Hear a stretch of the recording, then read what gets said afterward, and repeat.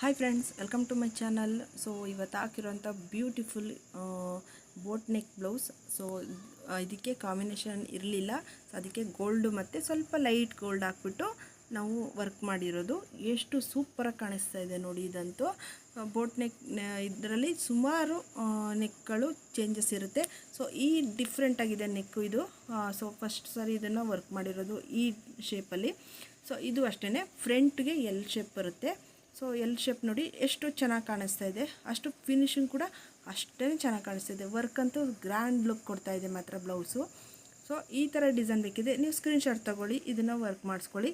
ತುಂಬಾ grand look ಕೊಡುತ್ತೆ blouse ನಿಮ್ಗಂತೂ. ವೆಡ್ಡಿಂಗಿಗಂತೂ ತುಂಬಾ ಚೆನ್ನಾಗಿ ಕಾಣಿಸುತ್ತೆ. ಸೊ ನೋಡಿ ಎಷ್ಟು ಫಿನಿಶಿಂಗ್ ಬಂದಿದೆಯಲ್ವಾ. ಸೊ ಒಳ್ಳೆ ನಾಟ್ ವರ್ಕ್ ಥರ ವರ್ಕ್ ಬಂದಿದೆ, ಒಳ್ಳೆ ಸಖತ್ತಾಗಿದೆ ಮಾತ್ರ ವರ್ಕು. ನೋಡಿ ಎಷ್ಟು ಚೆನ್ನಾಗಿ ಬಂದಿದೆ ಅಂತ.